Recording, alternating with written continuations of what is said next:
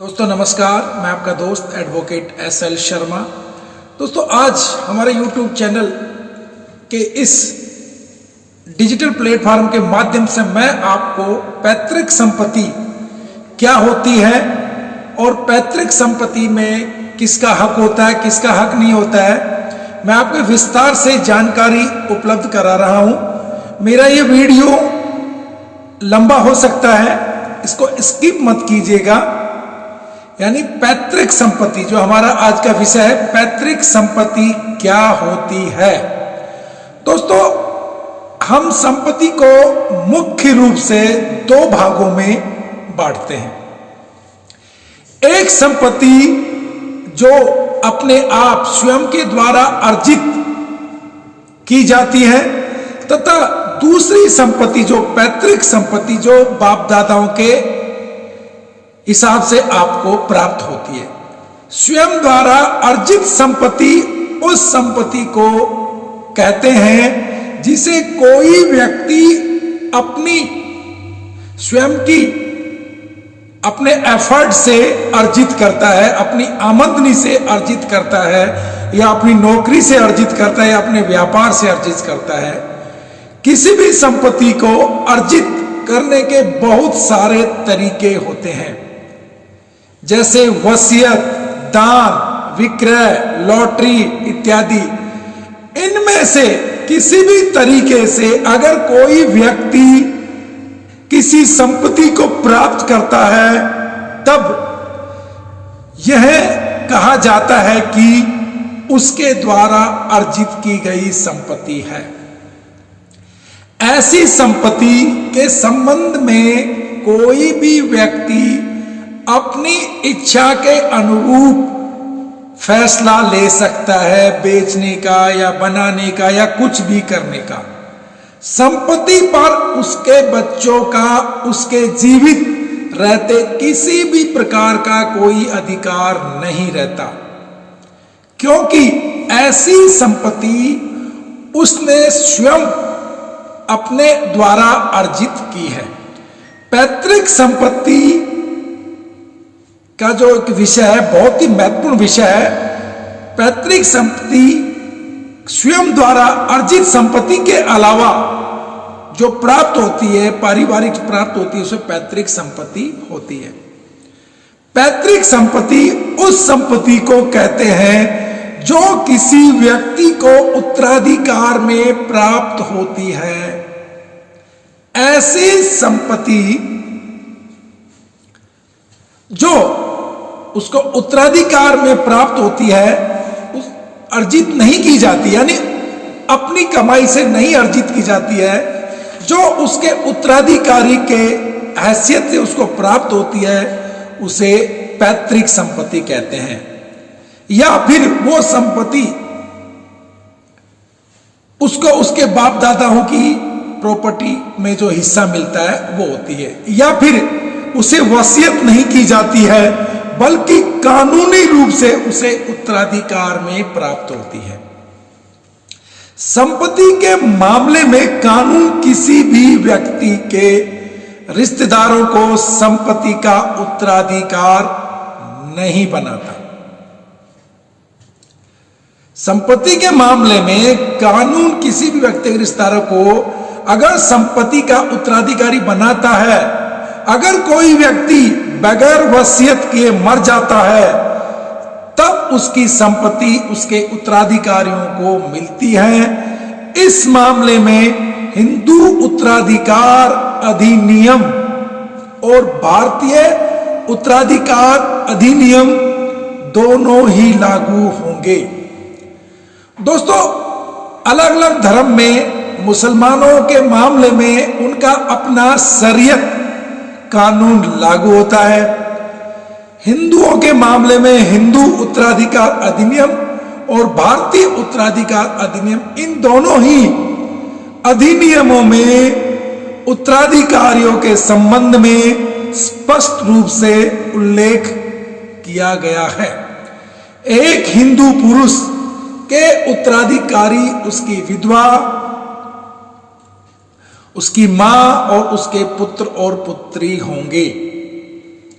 इसी के साथ पुत्र पुत्रियों से होने वाले बच्चे भी अगली 3 पीढ़ियों तक उत्तराधिकारी होते हैं।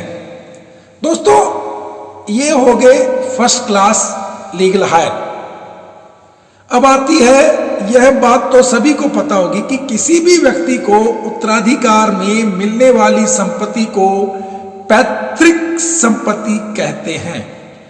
ऐसी पैतृक संपत्ति कई सदियों से चली आ रही होती है, जैसे भारत के कई राज परिवारों की संपत्ति कई सदियों से चली आ रही है, राजे रजवाड़े, और वर्तमान में उनके उत्तराधिकारियों के पास है।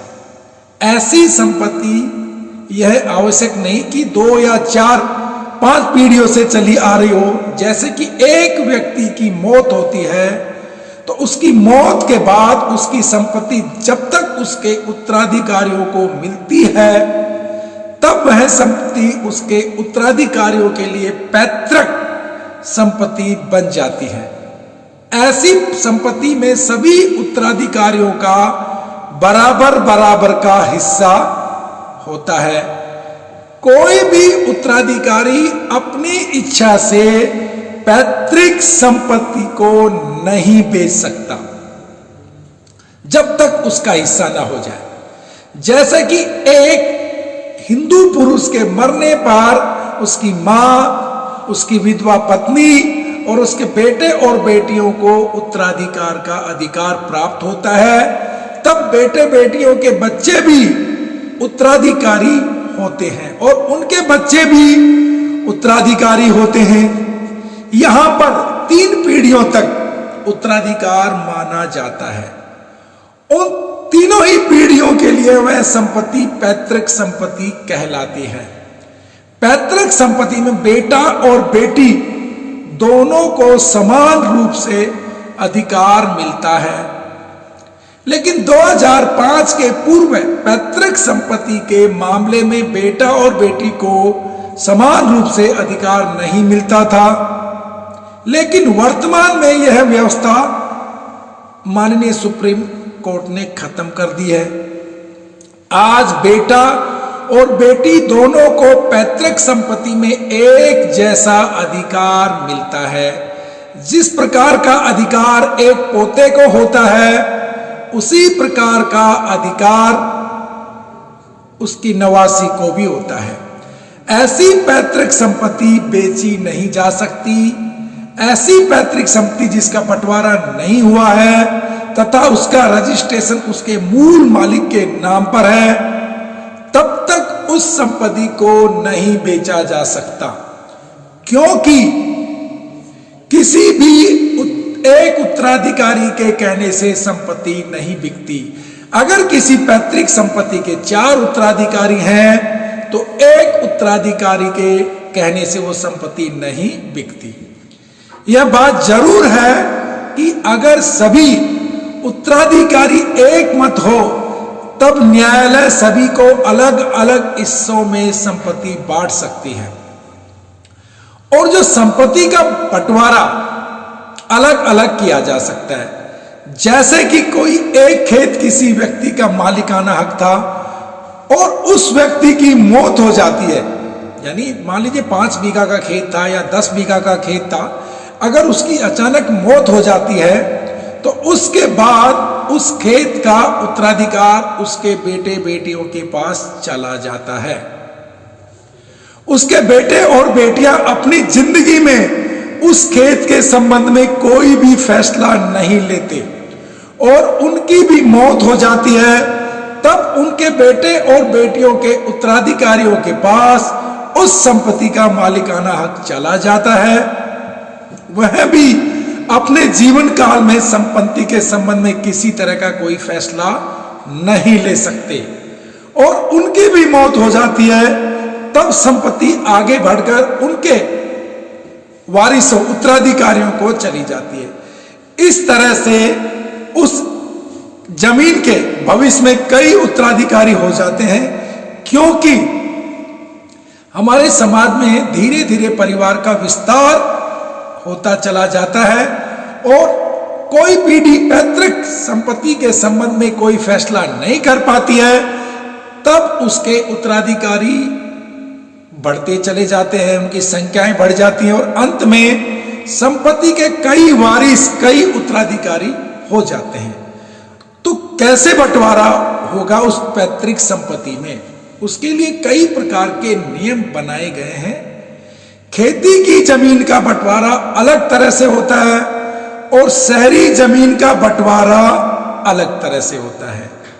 कोई भी उत्तराधिकारी अपनी हिस्से के बंटवारे के लिए न्यायालय के समक्ष परिवाद प्रस्तुत कर सकता है, लेकिन परिवाद प्रस्तुत करने के बाद न्यायालय मामले की परिस्थितियों को देखता है और यह जांच करता है कि क्या संपत्ति का बंटवारा करना उचित है, और संपत्ति के दूसरे उत्तराधिकारी होते हैं, वारिस होते हैं, उस संपत्ति के बारे में उनकी क्या राय है जो बंटवारे के बारे में। कोई एक उत्तराधिकारी के कहने पर संपत्ति को तोड़कर उसके हिस्से को नहीं दिया जाता है। न्यायालय ऐसे मामले में बहुत से प्रश्न लेकर चलता है। खेती की जमीन का बंटवारा राजस्व न्यायालय में होता है, जो कि जिले के कलेक्टर के समक्ष लगती है, जबकि शहरी जमीन का बंटवारा सिविल कोर्ट में होता है, जिसका क्षेत्राधिकार जिला न्यायाधीश के पास होता है। दोस्तों, जिला न्यायाधीश ऐसी जमीन के बंटवारे के संबंध में निर्णय लेते हैं। बंटवारे के बाद सभी व्यक्तियों को उनके हिस्से अनुपात में, जो उनका हिस्सा होता है, अनुपात में जमीन को बांट दिया जाता है और उसी जमीन का मूल मालिक बना दिया जाता है। फिर यह पैतृक संपत्ति उनकी पैतृक संपत्ति नहीं रह जाती, क्योंकि अब उनको मालिकाना हक मिल गया, अब वो उनकी अर्जित संपत्ति बन जाती है। ऐसी अर्जित संपत्ति को फैसला लेने के लिए व्यक्ति स्वतंत्र तो नहीं होता है, क्योंकि ऐसी संपत्ति में भी उसके उत्तराधिकारियों का अधिकार होता है। अगर उसके कई उत्तराधिकारी हैं, तब उनकी सहमति से ही उस संपत्ति के संबंध में कोई फैसला लिया जा सकता है। मान लीजिए ए को अपने पिता से उत्तराधिकार में कोई संपत्ति प्राप्त होती है। संपत्ति ए के नाम पर रजिस्टर्ड कर दी जाती है, पर यहां पर ए संपत्ति के संबंध में फैसला लेने की स्थिति में नहीं होता है, बल्कि ए के उत्तराधिकारी जो उसके बच्चे होते हैं वह संपत्ति के संबंध में फैसला लेते हैं। ए अकेला निर्णय नहीं ले सकता। अगर उसका बेटा या बेटी है तब उनकी भी सहमति ली जाती है और संपत्ति का रजिस्ट्रेशन ए के साथ बेटा बेटी के नाम पर भी किया जाएगा। दोस्तों, इन सभी बातों से यह साबित होता है कि पैतृक संपत्ति के मामले में कोई भी व्यक्ति पूर्ण रूप से स्वतंत्र नहीं है, बल्कि उसके साथ उत्तराधिकारियों का पैतृक संपत्ति पर समान रूप से अधिकार होता है। सभी की इच्छा से ही उस संपत्ति के संबंध में कोई फैसला कर सकते हैं।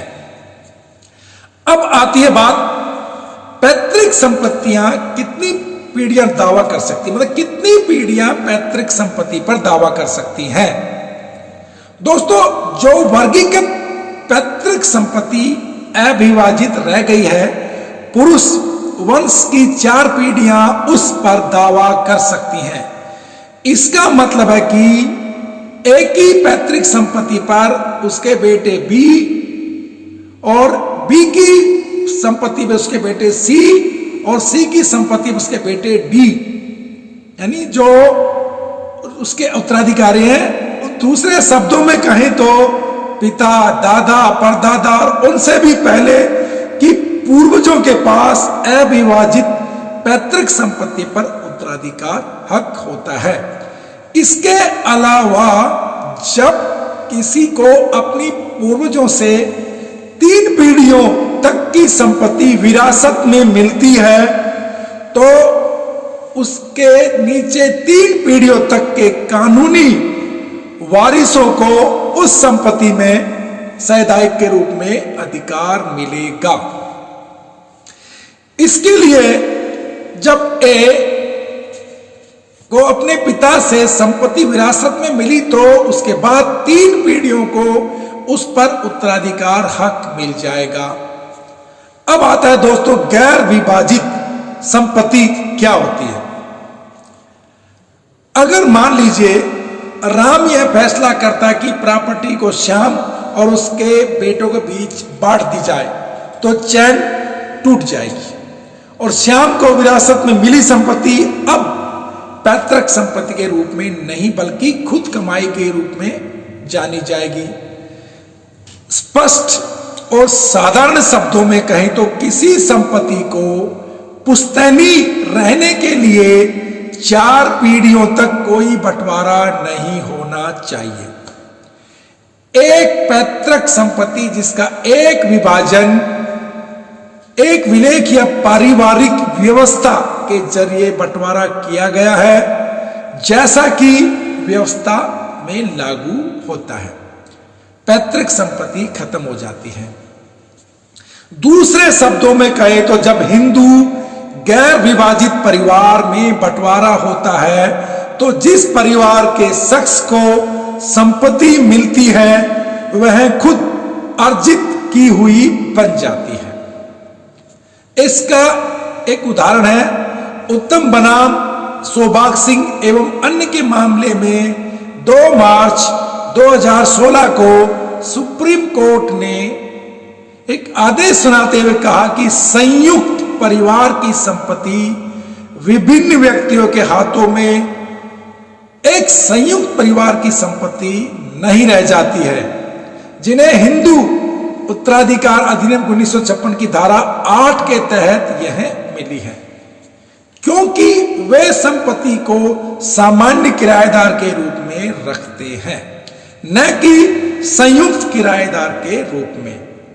अब आता है दोस्तों क्या गिफ्ट में मिली हुई संपत्तियां पैतृक संपत्ति कहलाती है या होंगी? जो संपत्ति गिफ्ट या डीड या फिर वसीयत के जरिए मिलती है उन्हें पैतृक संपत्ति नहीं कहा जा सकता। दोस्तों यह ध्यान देने वाली बात है कि गिफ्ट डीड के जरिए एक पिता अपने जीवन काल में अपनी खुद की कमाई हुई प्रॉपर्टी को किसी भी थर्ड पार्टी को दे सकता है। वसीयत के जरिए स्वामित्व डोनर की मृत्यु के बाद ट्रांसफर होता है। जो वसीयत होती है अगर उसने विल कर रखी है कि मेरे मरने के बाद ये मालिकाना हक उसको मिल जाएगा तब वो ट्रांसफर होगी। अब आता पैतृक संपत्ति से बाहर क्या होता है? कोई भी शख्स वसीयत लिखने के लिए स्वतंत्र है और वह खुद अर्जित की गई संपत्ति से अपने बेटे या बेटियों को बाहर रख सकता है, वो किसी को भी दे सकता है। साल 2016 में दिल्ली हाई कोर्ट ने फैसला सुनाया था कि वयस्क बेटे का अपने माता पिता द्वारा कमाई हुई संपत्ति पर कोई कानूनी हक नहीं होता। हाई कोर्ट ने अपने आदेश में कहा जो घर माता पिता ने बनाया है उसमें बेटा चाहे तो शादीशुदा हो या फिर कुंवारा हो, उस घर पे उसका कोई कानूनी अधिकार नहीं होता। वह उस घर में सिर्फ अपने माता पिता की दया पर रह सकता है या उनकी इजाजत से रह सकता है जब तक माता पिता चाहें। हालांकि पैतृक संपत्ति के मामले में यह सच नहीं है। एक पिता के पास अपने बेटे को उसकी पैतृक संपत्ति के कब्जे से बाहर करने का कोई अधिकार नहीं या कोई रास्ता नहीं या कोई विकल्प नहीं है। हालांकि दिल्ली हाई कोर्ट ने नवंबर 2018 में एक फैसला सुनाया था कि परेशान माता पिता अपने बच्चों को किसी भी प्रकार की संपत्ति से बेदखल कर सकते हैं। हाई कोर्ट ने कहा कि संपत्ति का प्रकार बच्चों और कानूनी उत्तराधिकारियों को बेदखल करने में किसी भी तरह से एक निवारक के रूप में काम नहीं करेगा। जो अपने बुजुर्ग माता पिता के साथ दुर्व्यवहार करते हैं या उनकी सेवा नहीं करते हैं तो उनको हक नहीं मिल रहा। Delhi maintenance and welfare of parents and senior citizen संशोधन अधिनियम 2017 के जरिए कानून में हुए संशोधन के बाद खुद की अर्जित की हुई शब्द को हटा दिया गया है। अब वरिष्ठ जन अपने पुत्र या पुत्रियों और कानूनी उत्तराधिकारियों को किसी भी तरह की संपत्ति से बेदखल कर सकते हैं, चाहे वो संपत्ति अचल हो या फिर चल हो या फिर खुद की कमाई हुई हो या फिर स्वयं अर्जित मूर्त या अमूर्त हो। अब पैतृक संपत्ति में स्वामित्व अधिकार की जो शुरुआत है, जो पैतृक संपत्ति के मामले में हितधारक के अधिकार पैदा होने के साथ ही शुरू हो जाते हैं। विरासत में अन्य रूपों में जैसे वसीयत के माध्यम से विरासत मालिक की मृत्यु के समय अधिकार शुरू हो जाता है। जैसे श्याम के अधिकार पैतृक संपत्ति में और उसके जन्म के साथ शुरू होंगे, तब नहीं जब उसके पिता राम की मृत्यु होगी। पैतृक संपत्ति हर पीढ़ी का एक हिस्सा होता है। हर पीढ़ी का जो हिस्सा पहले से ही निर्धारित किया जाता है और बाद में जो बाद की जो पीढ़ियां होती हैं उनके हिस्से को आगे विभाजित किया जाता है। दोस्तों, ये ध्यान रखने वाली बात है कि पैतृक संपत्ति में हर सदस्य का हिस्सा लगातार कम होता जाएगा, क्योंकि उस पैतृक संपत्ति में नए सदस्य जुड़ते जा रहे हैं। इसका एक अर्थ है किसी बिंदु पर संपत्ति में आपका हिस्सा काफी महत्वहीन हो सकता है, उसके पीछे पड़ना बेकार हो जाता है। अब आता है पैतृक संपत्ति पर दावे की सीमा। पिछली पीढ़ी का पैतृक संपत्ति पर पहले से दावा होगा। इसका मतलब यह है कि अगली पीढ़ी का दावा पिछली पीढ़ी के हितधारक के बीच संपत्ति के बंटवारे के बाद जो कुछ बचा है उसका एक उपविभाजन होगा। सीधे शब्दों में कहें तो पैतृक संपत्ति में हितधारकों के अधिकार प्रतिपट्टी के आधार पर बंट जाते हैं, न कि प्रत्येक व्यक्ति के अधिकार पर। मान लीजिए राम के 2 भाई हैं, उनकी पैतृक संपत्ति के पहले 3 हिस्से होंगे, तब प्रत्येक भाई के हिस्से में उनकी संतानों आदि के विभाजित किया जा सकता है। पैतृक संपत्ति में महिलाओं का अधिकार, यह बहुत ही अच्छी बात है। हिंदू उत्तराधिकार अधिनियम 1956 में संशोधन से पहले महिला को शादी के बाद पैतृक संपत्ति में अधिकार नहीं दिए जाते थे, क्योंकि उन्हें सैद्धांतिक नहीं समझा जाता था। उनके पुराने कानूनों ने मूल रूप से महिलाओं को सैद्धांतिक के रूप में दर्जा देने से इनकार कर दिया था। लेकिन हिंदू उत्तराधिकार संशोधन अधिनियम 2005 के जरिए यह संशोधन किया गया कि महिलाओं को सैद्धांतिक माना गया या माना जाएगा। अब बेटे और बेटियां दोनों को परिवार में सैद्धांतिक माना गया है और उनके प्रॉपर्टी के समान अधिकार और देयता है। शादी के बाद भी बेटी प्रॉपर्टी में सैद्धांतिक रहेगी।